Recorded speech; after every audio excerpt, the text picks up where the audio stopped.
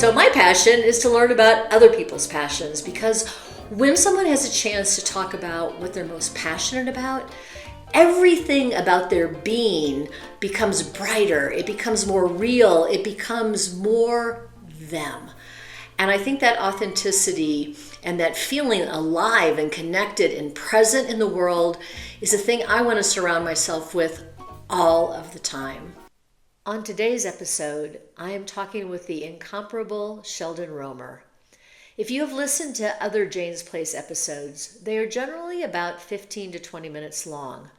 This is a special edition where we learn the history of his family surviving the Holocaust and that influence on the man he has become. It's almost an hour long and the perfect way to end season 1 of Jane's Place.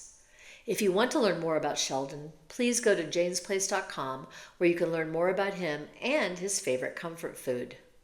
I just have to ask you, because I think now that I've introduced that you are the founder of Rudy's, do you mind telling the story of how you started Rudy's? Because it is, I know you've probably told that story so many times, but I think it's so important when we talk about comfort food and the role of that in our lives. And I just, if we could just go down that little rabbit hole for just a minute, I would appreciate it. Rudy's came out of an ashram, which is a yoga school business, in '76. And it was named after Swami Rudraananda, who was a yoga teacher, master from Brooklyn. And he had a bunch of ashrams around the country. There was one here in Boulder. And so initially, it was Jim Patorti and Bob Stouffer who founded the bakery in retail. It was a retail shop initially, like 800 square feet, and they made like 200 products. I mean, wow. Donuts, cookies, wedding cakes, danishes, you wouldn't believe. And anyway, I came out from Brooklyn with my girlfriend, Meryl, at the time, now my wife, and we were in the ashram, and I had just gotten out of social work school in New York, went to Hunter College. I was a clinical social worker, and I was looking for a social work job here, and at the same time during the day, I started driving the first truck for Rudy's, and I was starting to deliver this bread which Bob had gotten from Alex Rogel, who was a Lithuanian baker and had, literally a sourdough starter that he came over with from Europe. And the bread was different than any other bread that I had seen around here. So I jumped into the truck at like 5, 6 in the morning, and I started delivering bread here in Boulder. And within a couple of months, Meryl and I got married, and then they asked me to join the bakery at that time. And so I took our wedding money, which literally, I took our wedding money and invested it in the company. Oh, wow. I think it was like 10 grand. Right. And did Meryl support that? No. Yeah. Nobody in my family supported it. They were like, you are crazy. You don't know the first thing about business. What are you doing? I was a teacher, a social worker, etc. I was a therapist for a while. Anyway, so I took the money and invested it. Little did I know that the company at that time was behind with its IRS taxes. That $10,000 went to pay off the taxes. Wow. It was not invested in growth. Right. So anyway, real quickly, literally pretty quickly, I started expanding the route because I kind of, I don't even know where this came from, honestly, but I just had a vision that a particular bread could really do something and be something different in terms of an offering for customers. So, the Boulder route became the Boulder and then the Denver route. And when a new route opened, I hired somebody and I would go open up new routes. So I opened up Boulder and then three routes in Denver, boom, boom, boom, boom. And we moved out of the 800 square foot facility into 7,200 square feet. We had a bunch of ashram people working there, so it was called cheap labor. And I didn't like that at all. And real quickly, I decided that if this business was going to be a business, it needed to be a legit business. And so started paying everybody. And then over a weekend, the Jim Patorti's wife, Kathy, and she was basically the brains behind the different businesses. We had 6 retail stores at one point. Whoa! All in Boulder, or were they Boulder and Denver? And we were not making any money. And so we holed up literally in an office at the new facility, 34th and Walnut, actually. We holed up and literally tore through the books. I had learned a lot from my accountant, because every month I would go, and his name was Norman Pester, down in Denver, would take the books to him, and I basically said to him, you need to teach me how to read financial statements, balance sheets, and every time I went, we would do another segment. And so I learned how to do it, and we tore through through the numbers and realized that we're not making any money making all these products, 200 products. And over the weekend, literally decided to close all the stores when the leases were up, or if we could break the leases. And we went from 200 products to 23. Wow. Bread products. Bread and just rolls. That was it. And within 90 days, we were profitable. Wow. And was that a tough decision to make at the time, or that was the only decision that you could really make? We would not have been, we couldn't have stayed in business. Yeah. It was impossible. We were all over, 200 products is unbelievable. Right. But that's what retail stores do. And so we didn't have enough tight controls and there weren't enough qualified bakers in 76, 70, and this was 77, 78. There weren't enough qualified people here in Boulder to do something like that. So yeah, we closed the retail stores over a period of 6 months. We started, we got rid of equipment, we brought equipment in just to make bread. And, that's where, that's what happened.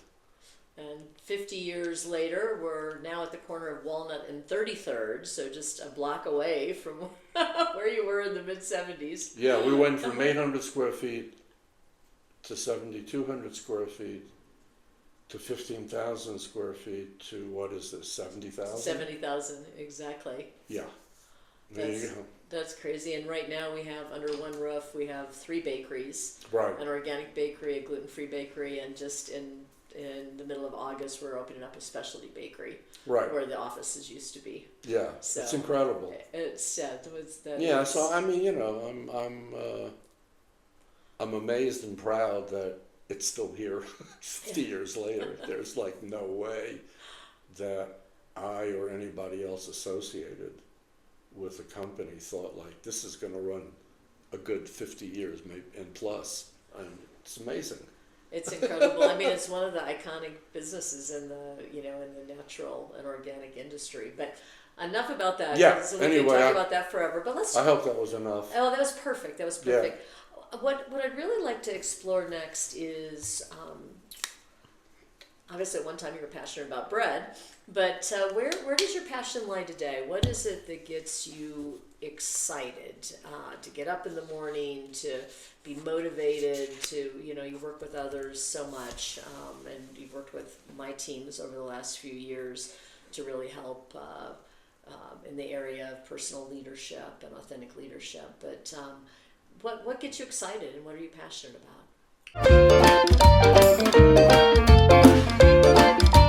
To really help in the area of personal leadership and authentic leadership.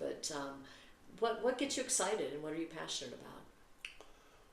Well, when I was thinking about this, it's two things. One is I'm a major appreciator of life. So what does that mean? So it means that I love art. Okay, I love looking at stuff like this and that horse behind your head. I love art. I love music. I love color. I love food. I love people. I mean, nature. You name it. I mean, and also it's kind of the good, the bad, and the ugly, because we're going through a challenging time right now. But there's a real interesting story in my family. So my dad, who passed away in 2000, this is a week before he died, was in the hospital in New York City, and he knew he was going to pass away. It was just a matter of time. And he was in the hospital room, and he got up and got out of bed and got over to a chair like I'm sitting in right now. And there were a whole bunch there was family members in there. My mom was there. I wasn't there. My sister was there, aunt and uncle, and a whole bunch of doctors, all the specialists that come in. And he got up and he's in the chair, and he just spontaneously starts talking about how lucky he felt in his life to be where he is right now. And, so people were like, well, what do you mean? And he was 90, close to 90. And he started talking about the fact that he had kids, that he had 4 grandkids, that he had been to all of their bar and bat mitzvahs, and that he felt really good and content, in his life. He had been through 6 concentration camps. He lost every single person in his family, except for a brother who had escaped to the Soviet Union when the war broke out in 1939. He lost everybody. Wow. Aunts, uncles, his sister, his mother, and so people were like in the room, like amazed that he was talking this way. Right. And he basically said that, paraphrasing right now, that life trumps everything. And so, when I was thinking about this and I read the one pager and kind of where I am, in my life in terms of what gets me going, one of the things that gets me going right now in the morning is my appreciation for what I have in my life. I feel extremely lucky, and to have my family around, to have 2 grandsons, to have a great set of friends, just to appreciate whatever it is that I'm around. So, my family's history has a lot to do. We just came back from Poland, and I was there with my older daughter, my 2 nephews, who asked me to go back for the 3rd time, not like I wanted to, because I had been there in 88 with my dad, 1988, and my cousin, who was a child survivor at 10. We went for 3 weeks. And then in 2019 with Jessica, my younger daughter, and my sister. So we spent a week in Poland, and it was, it's an intense trip, and I connected with a woman there. It's a long story, not for now actually, but I connected with a woman who's a researcher, a PhD researcher, and who has this amazing connection to the city where she grew up, where my entire family was from. And she lives in the city, and so we've gotten close, through Zoom calls and emails. I'm helping her with her research, and she's helping me, with family archives. In 2020, a year after we were there in 2019, she sent a photo that she found in the City Hall archives of a picture of my grandmother, who not only had I never seen that picture, my other 5 cousins had never seen the picture of their grandmother, and my aunt, that was her mother, had not seen her since 1942. Oh my goodness. When the ghetto was liquidated and she was sent to Treblinka with most of the family. So we've gotten very, very close, and I presented her with this picture, which is a picture of my mom and my cousin, who went back in the first trip in 1988, that my dad kept rolled up, because he's a custom master tailor, rolled up like a cigarette, and he kept it in his belt, inside the belt, so it wouldn't be taken away and confiscated. Kept it in the soles of his shoes. He pulled the heel away and kept it up inside there. But it survived the whole war through 6 camps. And so I presented it to Justina, that's her name, who's the woman who does all the research. And she was kind of blown away by it, so a copy of it anyway. Did your father talk about his experience with you, or how did that? He talked about it fairly nonstop. So that's how he dealt with his trauma, right. Which was really unusual, because 9 out of 10 folks who grew up in Holocaust families, there was no conversation. Right. It was almost like the whole, not just the camps, but it was also the Depression and World War II generation really didn't talk much about it. Right. And Tom Brokaw, I think, wrote the Greatest Generation yes, book. Yes. That was one of the characteristics. They kept quiet. Right. But he dealt with it. It's really interesting. He dealt with his trauma by talking about it too much. But he slept at night. He slept like a baby. Wow. My mom didn't talk about it ever until '88, when I went back and she started to open up. She never had a decent night's sleep in her entire life. Wow. Even though she was taking Valium to go to sleep, she couldn't sleep. She had constant nightmares.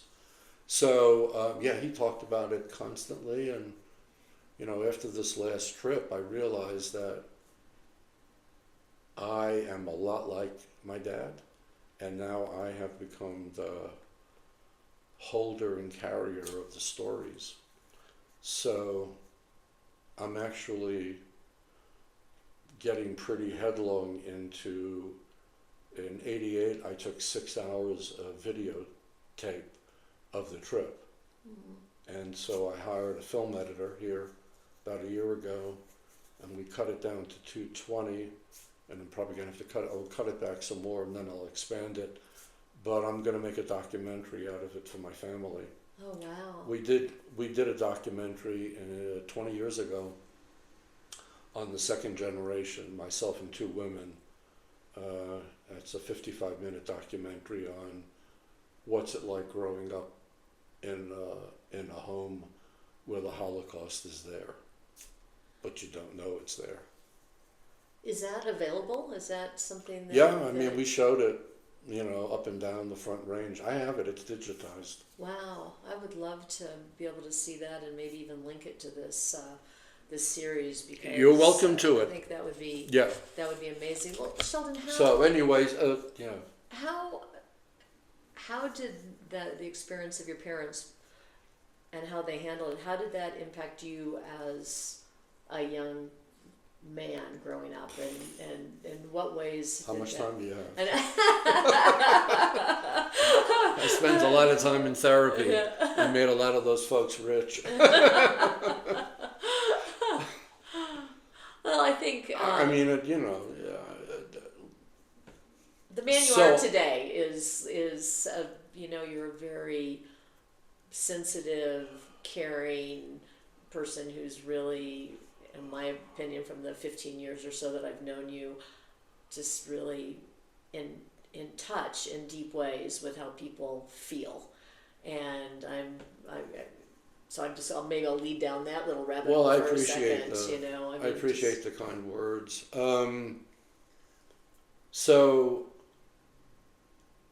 I got lucky because I've got 4 first cousins. I'm 5. That came from the women who survived. And there were 4 sisters that survived, wow, which is an incredible number because the city that my family was from had 40,000 people in 1939, right before the war. There were 15,000 Jews. At the end of the war, there were 230 that survived out of 15,000. Out of the 230, 4 sisters survived. And that's like, crazy odds. Right. Out of 230 to have 4 survive. And so they all moved, they all emigrated to the United States. And I was born in Germany, and I was 14 months old when my parents came. Well, I was born in a displaced persons camp, DP camps they called them. And so those camps were, depending on what zone you were in after the war, there was an American zone, a British zone, and then there was Soviet. And so refugees were pouring out of Eastern Europe and going west, particularly from Poland, Hungary, Czechoslovakia, and pouring into the west and into Germany. And so the Allies would go to certain small cities or big cities like Berlin, and they would carve out a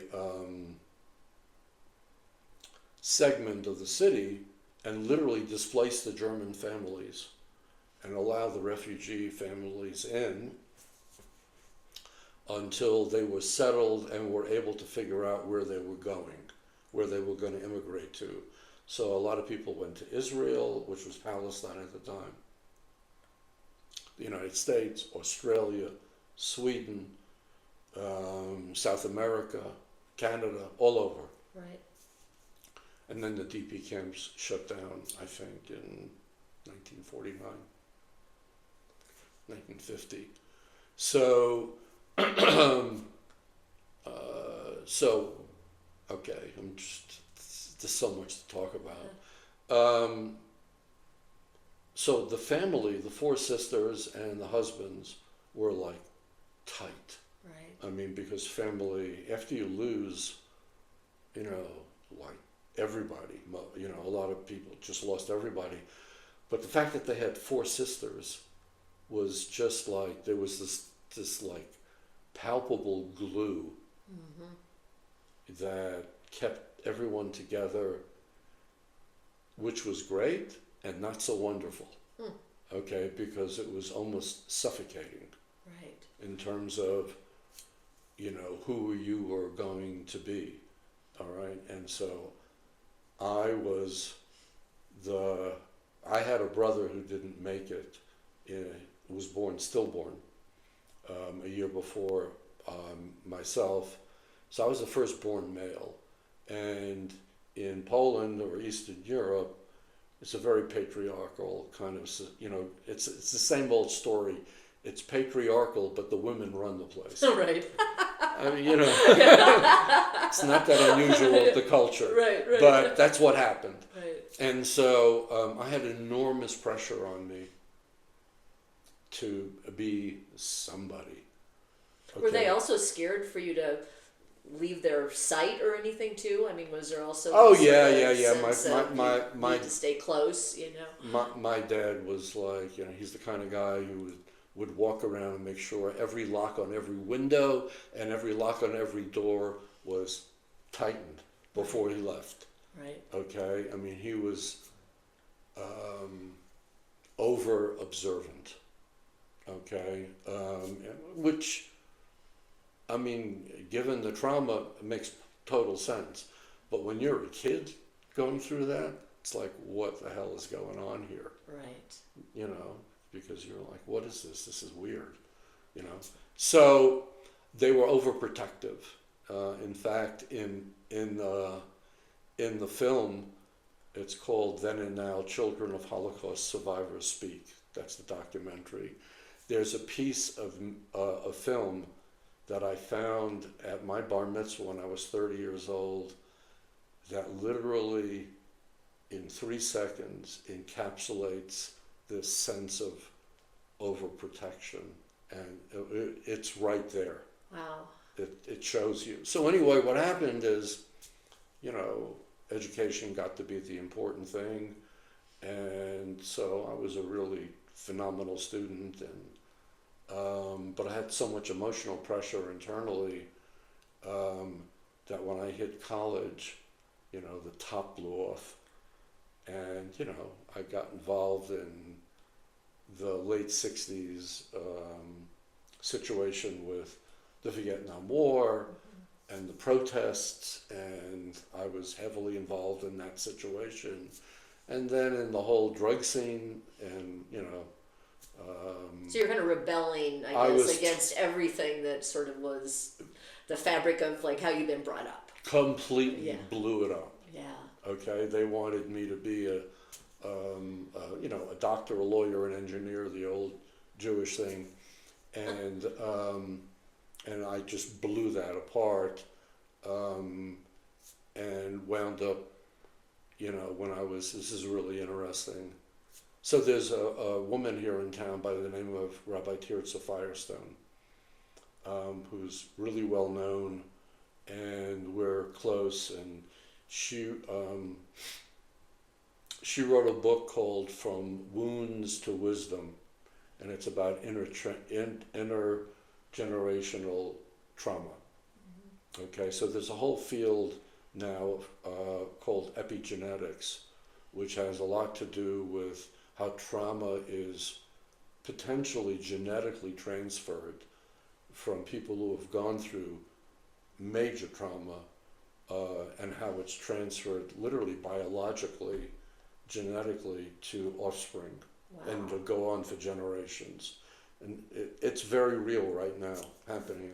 So trauma has gotten to be a major buzzword in the last 5, 8, 10 years all over the world in terms of research and stuff. So anyway, she wrote a book called From Wounds to Wisdom, and there's a chapter on me in that book. Came out I think 3 years ago, because when I was 20 years old and I was, I think, a junior, just early junior, and I was on a date with this woman. Her name was Carol Milgram, and I was on the trains in New York. We were going someplace in Manhattan from Brooklyn, where I lived, going to a movie or a concert, I can't remember. And we're on the train, and I still remember this moment. She looks at me and she says, "Do you have any idea how much tension and energy you're sitting with, in terms of who you are and just how you are?" And I looked at her, because no one had ever said anything like that to me in 20 years. And I just looked at her and I was like, "What are you talking about?" And she said, "You should really take a look at what's going on with you? And I said, well, what, so she gave me a couple of examples, and I found out she was in therapy. And before you know it, within a week, I was seeing her therapist. Wow. And that started my journey. And I don't think, what's the right words?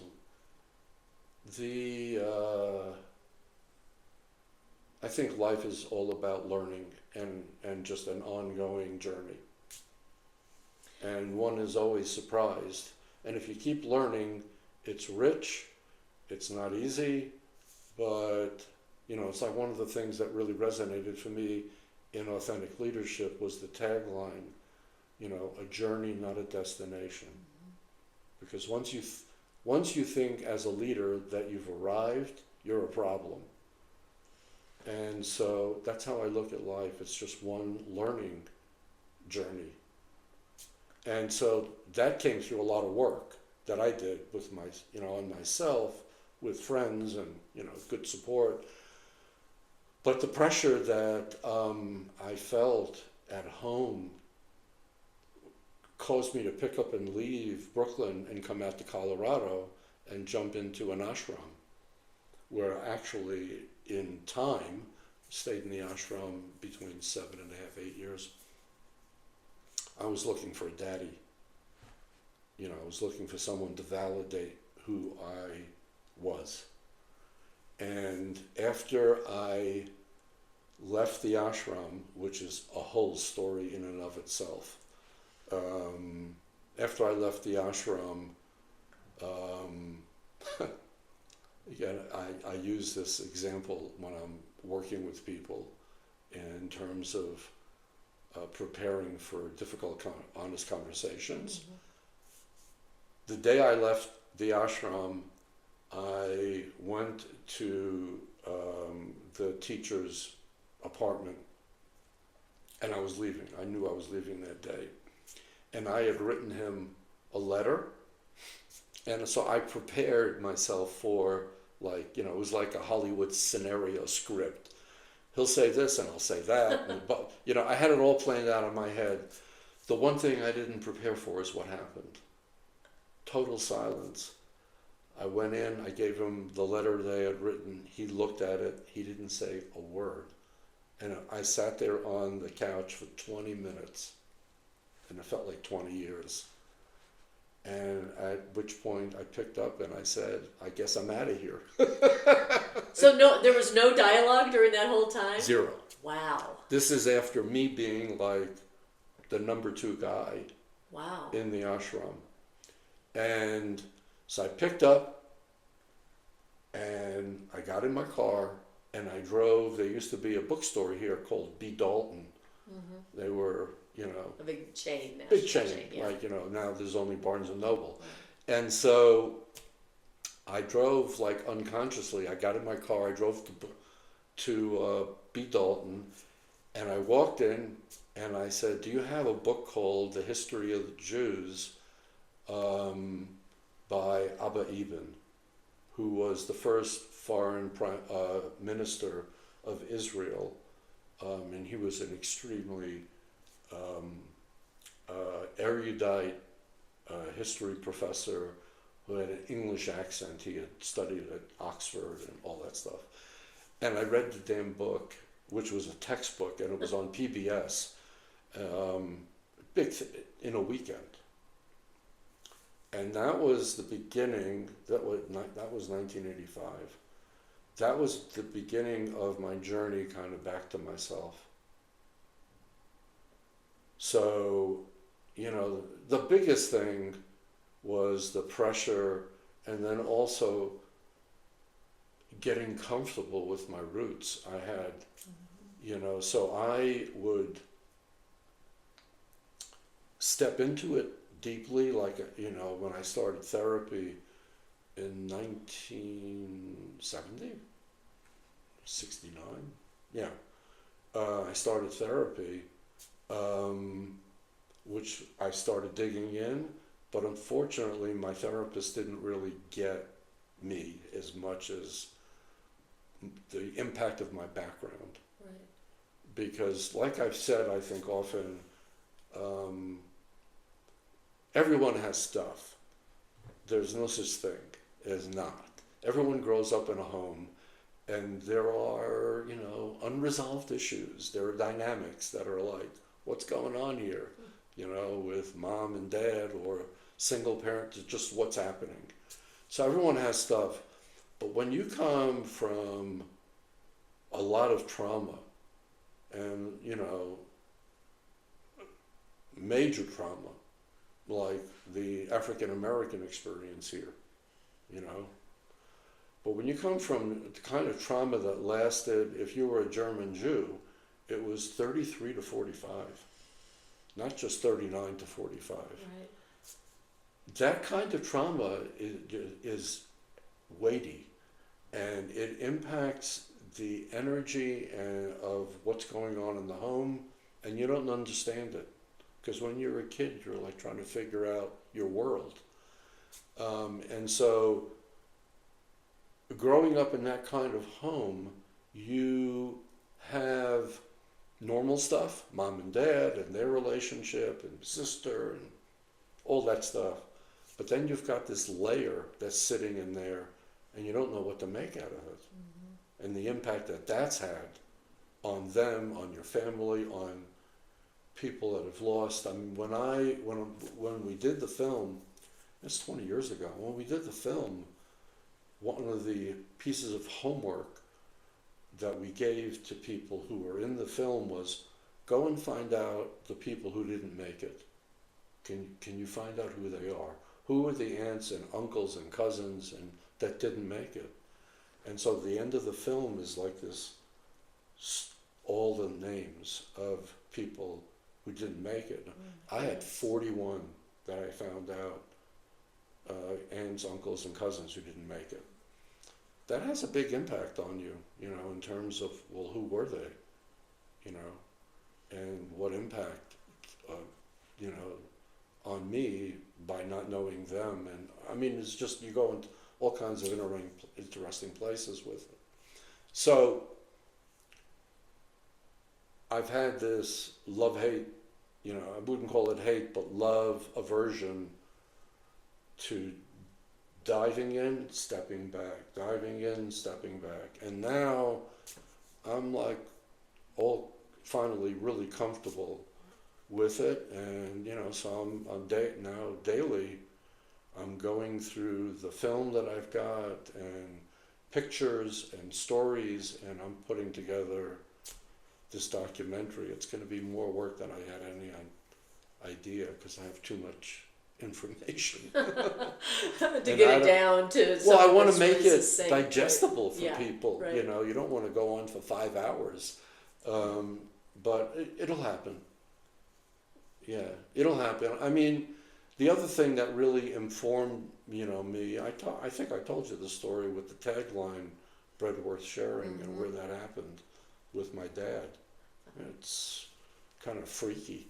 So, do you mind sharing that now? I mean, well, when I interviewed my dad in the 80s, and I asked him, one of the first questions was, why do you think you survived? I mean, 230 out of 15,000 just in your city. Why do you survive? And he quickly went through a bunch of stuff, and one of the things he said was he took out a needle. He said the needle, and I said, what do you mean? And the needle was, a tailor's needle. And he said, well, because of this, I had food, and I never got to the point of starvation, ever. And so he started to tell me these stories about him getting more food, which in those days was more bread. Right. It's not like you were getting a hamburger or a steak. Right. Right. You were getting more bread. And so he would share the bread because it was too much for him with, any family that was around, which wasn't much, but people around him. And so he constantly shared bread with other people. And so when we were playing with taglines, we had hired somebody, I think his name was Ira something. He was a guy from, he was into branding and taglines and stuff, who had moved here from Chicago. And, he interviewed me just like we're doing right now. And he gave us like a list of 20, taglines. One of them was bread worth sharing because of that story with my dad.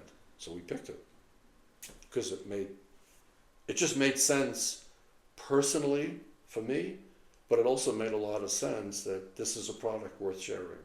Right. Well, and again, going back to how we started the conversation, so many of our memories are over meals and sharing with one another. So. And I love bread. Oh my goodness! I could not live without. I couldn't live without bread. Well, I want to make an observation, and then I want to talk about how you have a passion for leadership and where that's taken you. But the one comment I want to make, when you were telling the story about the girlfriend telling you about how tense you were and sort of like what you were carrying, I had to reflect that whenever I describe you to somebody, I always say that you are the most calming person that I've ever spent time with, and that I kind of show up in the world like that's just kind of how I show up in the world. But whenever I sit down with you, I always feel like there's like this aura of calmness, and it's such an amazing sort of like recalibration for someone who shows up in the world always with their hair on fire. It's so amazing. And it's so interesting to me for you to sort of sound like maybe when you were 20 years old or whatever the exact age was, that you weren't this man that sits here today. I was anything but calm. I was literally, in those days I had hair and it was on fire.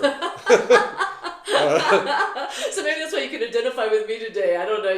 No, I can. I was a live wire at the time. It's just taken me an enormous amount of work to come to peace with myself. And one of the things that I know I picked up in this kind of energetic transmission from my background and my family was how important it is to be trustworthy and to embody it. So I've had like this really strange, and I kid you not, this is strange. I've had all kinds of people over the past,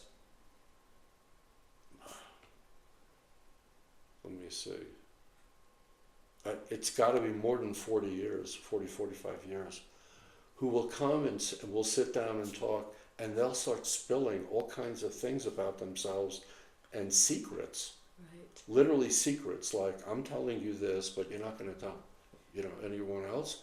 But they'll just open up, to me. And I could never figure out, like, what the hell is that? Why are you telling me? So I can, like, carry your secret, But I think it has a lot to do with, I think I've learned, this may sound a little pompous, but I think I've learned what's important. Mm-hmm. Wow. Well, that I think maybe leads into talking a little bit about so much of your career today and your life is spent working with people and helping them develop their authentic leadership. Yeah. And really, we've worked together on, you've worked with my last two teams on that. And I think, for myself personally, the thing I'm most proud about in my career is the leader that I've become, but I'm still, to the point you made earlier, I'm still learning and growing, and I can't believe that even after 40 some years of experience, I'm still making mistakes all the time and still sort of like showing up in the world like I had never done this before, which I think is so... Well, you're in the ring. Yeah, you're in the ring, and when Like you're like Teddy Roosevelt says, you're in the ring, yeah. and that's cool. Yeah, it's funny. I kind of actually, even today, sort of my analogy for where I'm at as a leader and as a person is I actually feel like I'm in the boxing ring, and somebody is just beating the crap out of me, and I can barely move, and I go to the corner, and then somebody puts smelling salts underneath my nose, and I go back out there, and it happens again, and then I go back to the corner, and someone puts a thing of water on top of me, and I'm like, I'm going back in. Well, Which is leadership, I think, in today's world. Really, there's a lot. It's there. sad. I mean, it's true, and it's sad Yeah. that you have to go through that, so you don't hit the mat. Yeah, and exactly. You don't get up. Right. At that point, you're out. Right. No, you're in it, and that's one of the things I really admire about you. You're in it. So anyway, when I left Rudy's in '01, Susan Shea, who had just given birth to the Authentic Leadership Program a year before. At Naropa. It was a kind of an adjunct extension. Okay. It wasn't really part of Naropa, so somehow found out about me and that I had left Rudy's, and she took me to lunch at the tea house and told me about the program. And I wasn't doing anything at the time. I was pretty determined to just take some time off. I was fried, from what we had just been through as a company. And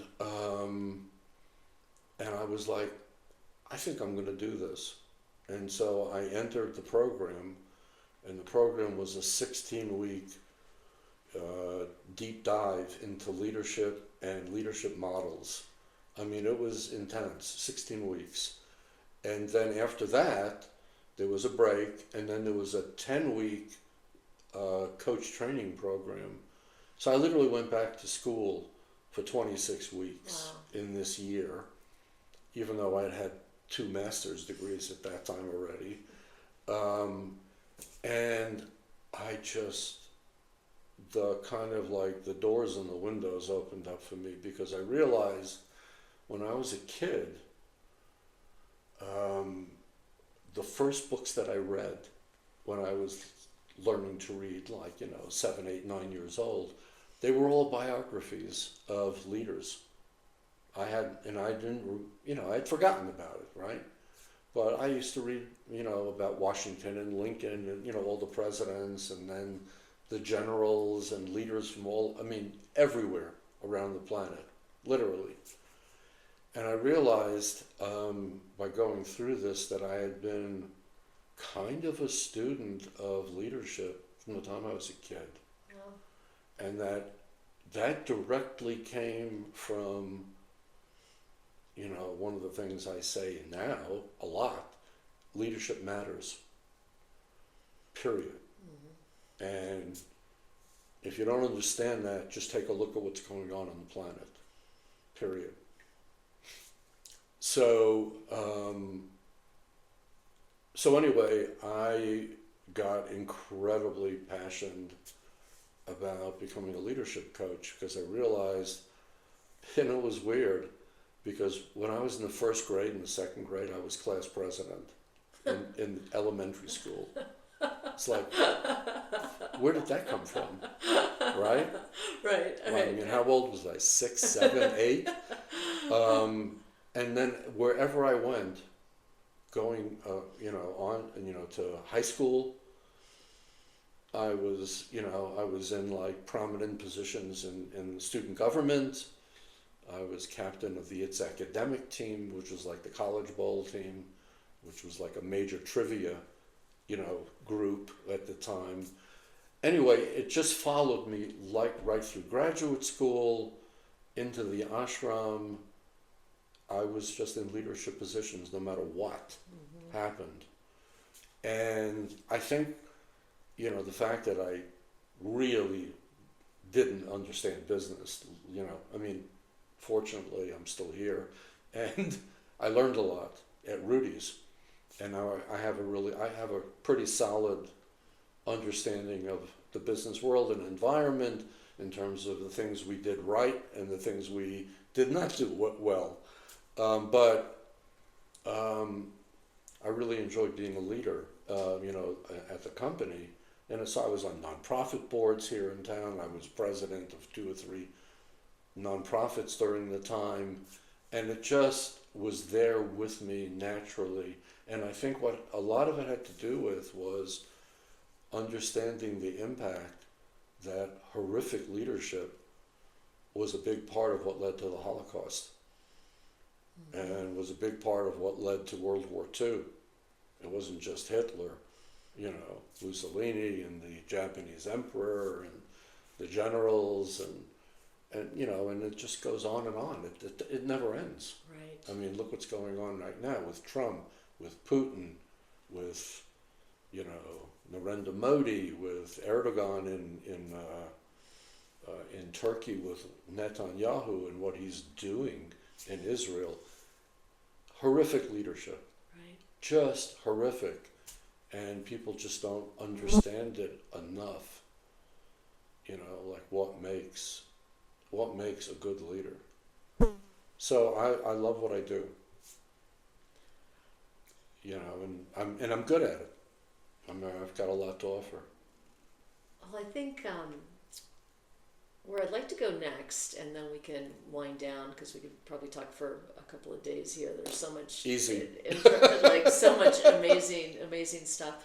One of the things that I see today is, like you, I spend a lot of time with young people that are starting their careers and families and everything, and because of the political climate that we're in and the lack of leadership in the world, there's such a feeling of despair.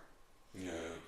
And given what your family has been through and what you personally have experienced kind of coming up through everything we've been talking about, how do you advise, or how in a time which is so traumatic now and it feels so unimaginable, how do we boost the spirits of this generation of young people that don't have as much history as we have and are really now just to say, oh, I don't want to bring a kid up in this world today. It's so traumatic.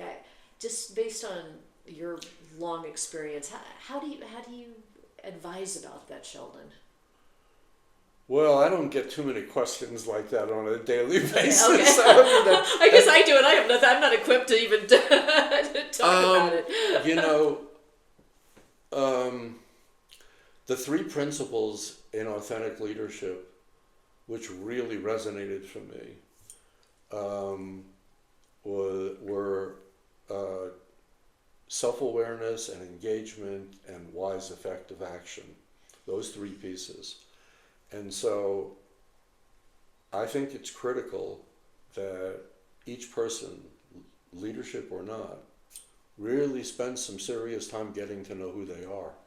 Where did you come from? What are your values?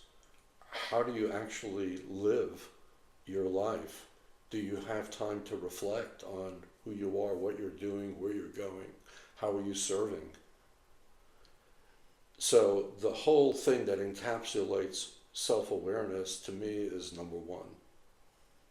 If you're not willing to have the guts to take a hard look at yourself in the mirror, you're going to go off in all kinds of interesting directions. Mm-hmm. And leaders who don't have self-awareness, they can be successful, okay?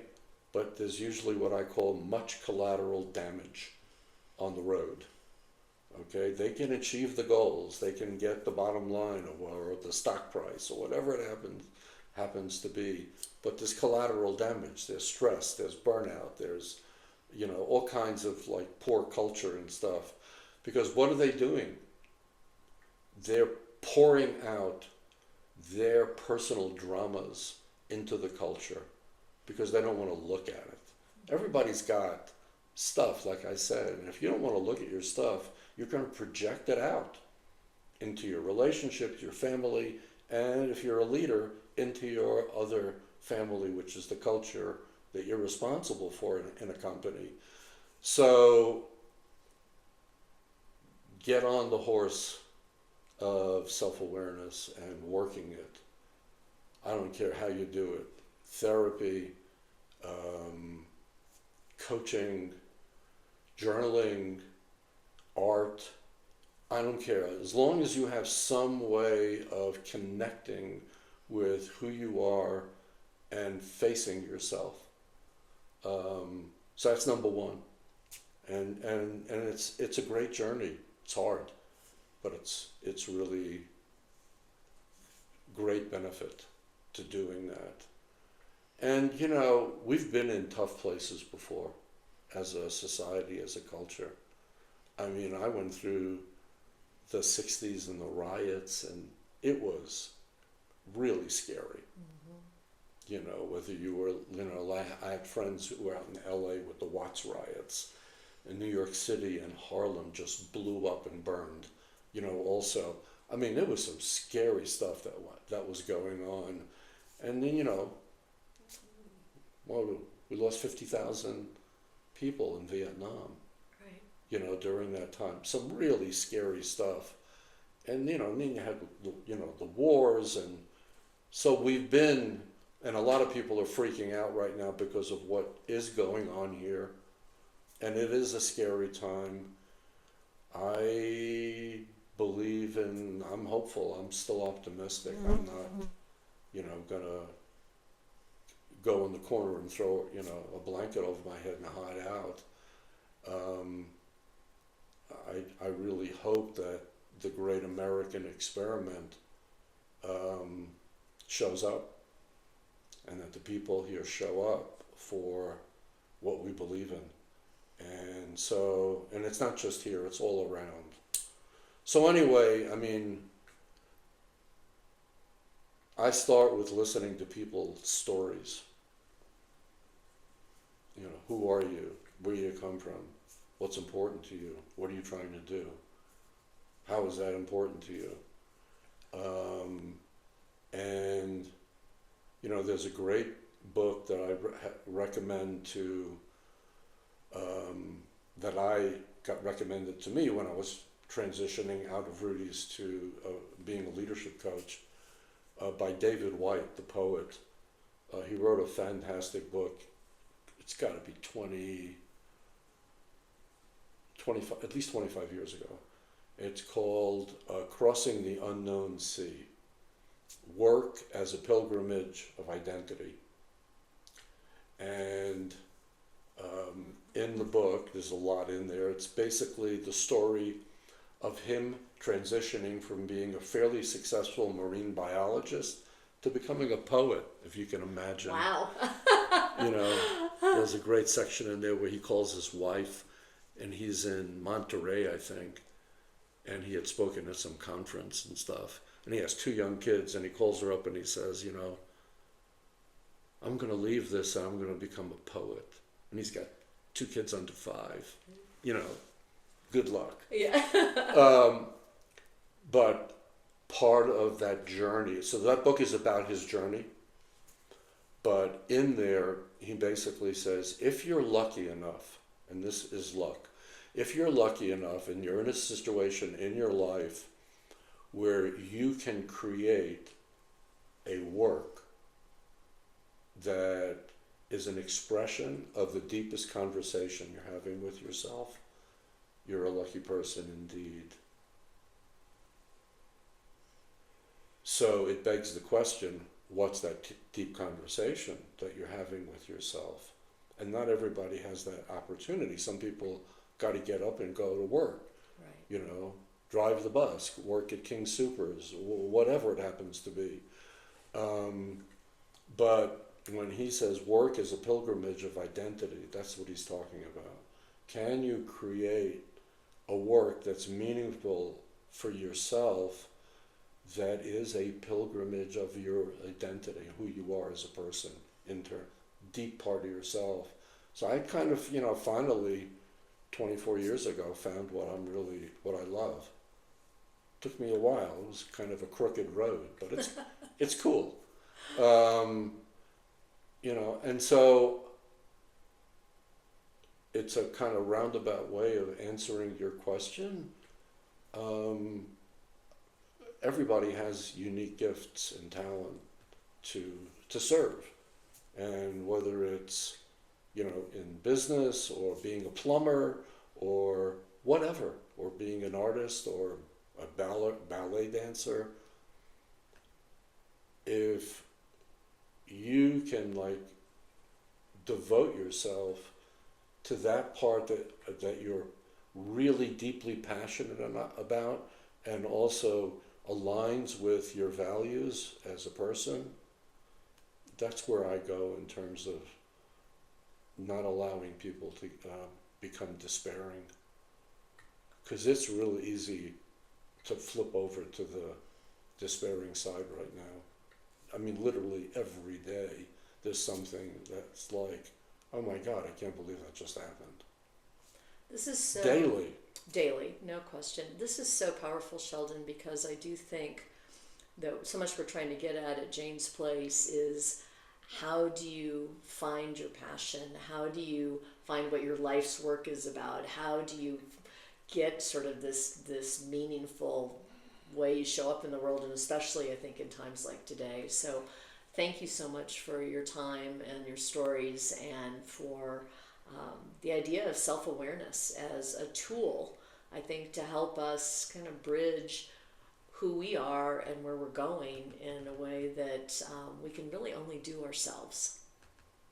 With the help of others. With the help of others. Don't try to do it necessarily by yourself. No. But it has to be about yourself. No. That's great. Cool. Thank you. Thank you so much. You're welcome. Words can't really describe how I feel about this episode. I am so blessed in my life to have met Sheldon and to be the person who is now running Rudy's, the company he co-founded almost 50 years ago. The theme of family is so prevalent in Sheldon's remarks and so deeply meaningful to me personally. For those of you who know me, you know I was married and my husband passed away over 20 years ago. Michael and I never had children, but I'm very close to my two brothers and my sister-in-law of over 40 years. Our story is very different from Sheldon's, but like most families, our stories has its tragedies and triumphs. And as Sheldon said, every family has unresolved issues. You'll get to meet John, Jim, and Brenda in the first episode of Season 2 of Jane's Place. Going back to Sheldon, I left our discussion with an overwhelming feeling of hope. Hope for the present and hope for the future. There are so many questions that I wanted to ponder for us after listening to Sheldon's story, and I know it will spark more questions with many of you. Here are the few I will highlight today. First, do we think of milestones in our life as being a destination or part of the journey? Second, how important is it to be continually learning and growing as a person? Third, what makes a good leader? And finally, are we self-aware, and what is the deep conversation we are having with ourselves? Special thanks to Jane's Place fabulous producer, Aditi Joshi, who made my passion a reality. I am also so appreciative that the amazing musician, Tim Cook, provided the lively music from the Subdudes called Them Figs. This podcast was brought to you by Rudy's Bakery new gluten-free Sandos with Justin's Nut Butter, and from our friends at Naturally Colorado. I want to keep asking questions that matter, and I want this to feel like a space where your story belongs too. If there's something you want to talk about, a moment, a memory, a shift you're going through, Jane's Place door is always open. Truly. You can drop me a note on the website, join a future episode, or simply listen in when you're ready. Because Jane's Place isn't just a podcast, it's a gathering, and I'm so grateful that you're here.